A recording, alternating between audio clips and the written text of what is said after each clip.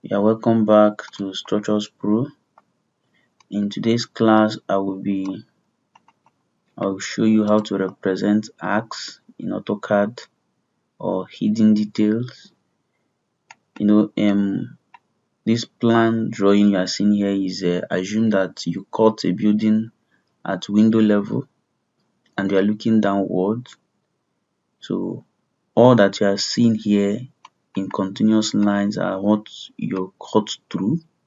You cut through doors, through windows, walls. But this place is sit out and it doesn't have block wall. It has a beam at the top which can be in form of arc. So that's why we call it a hidden detail. We are not whatever we cut with is not cutting through it or did not cut through it. So as we have cut at window level and we are looking down, we aren't seeing the beam at the top, but we need to show it in this plan so that the engineer will know that there is something there. So, but in AutoCAD, we have a particular way of showing hidden details, which is by using a broken line or a dotted line. So I'm going to be showing you that immediately. So before we head on to that, we would like to create a layer for it. Of course, I have told you the importance of drawing with layers. Don't make a mistake of drawing anything without creating a layer for it. So I will create a layer. I'll call it hidden detail or arc. You can call it anything you want. I will maintain the white color, but the line type is not going to be continuous. So I will use dashed. So when you come to this place and maybe you don't see the particular line you're looking for, you simply click on load. Load will take you to where you get plenty of them. All these are line types, a lot of them. So if you want to use something like this, for example, it's not used for hidden detail. If you want to use it for maybe fence drawing, if you are drawing another thing that you need the zigzag line, so when you select it, you just click on OK. So it comes to this place. Then from here you can now select if you want, but in this case we are using okay, you can use hidden. Either we use hidden or use dash. So let me use hidden. Say okay. My hidden line is active. Then my line weight, I will choose 0.13. I'll say okay. Then I will double click at this point to make it active. Then I'll close. So I command line. Anything I draw now will take up the property which we have assigned to that line. That's it. But our broken line is not appearing. So we need to check the line scale. That's what is called line type scale. Look at this place is line type scale.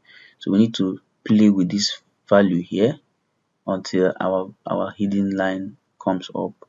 So let me try 5 and enter. It's not coming up. Let me try 50.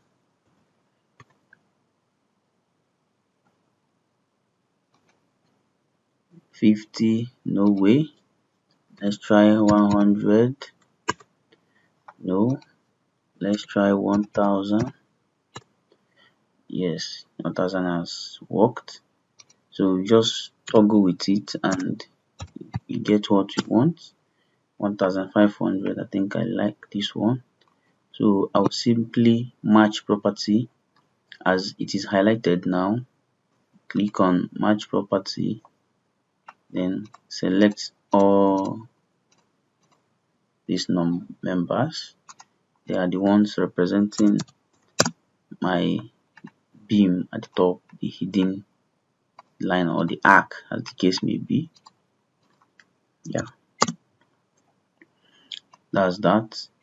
So there's another thing I would like to do. I would like to create a block column here and this place to beautify my sit out. So I will make um, a line, command a line. I can make it 600 by 900 or 1000.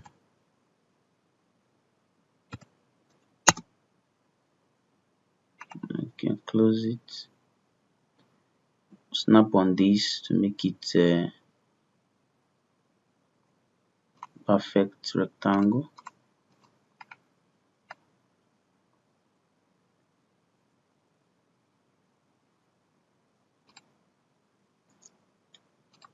Oh, let me reduce it, make it 600 by 600, 600, 600,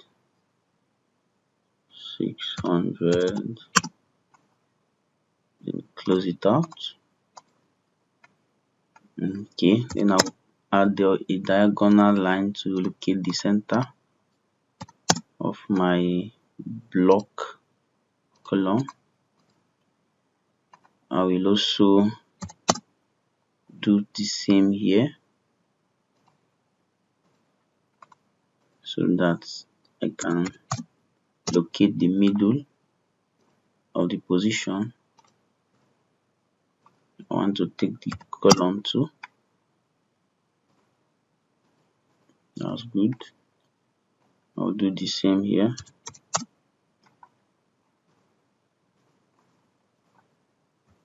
Command line. See how fast it is to draft with commands instead of clicking on the icon. That's good. So I'll select this, my block, copy is CO, enter. You pick from the middle. I will disable this, my auto mode. You can press F8 to disable it from your keyboard, or you simply click on it. Then I will drop it here and here. That's it. Then I'll delete this one.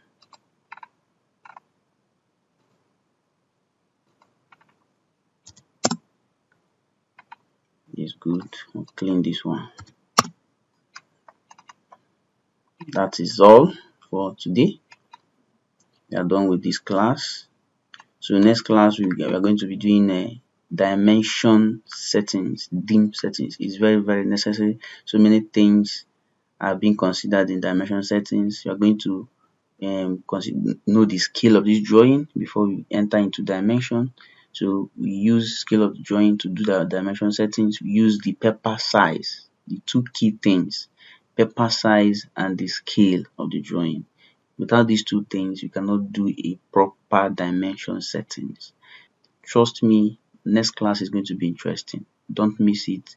Subscribe and like this video and stay tuned. Thank you.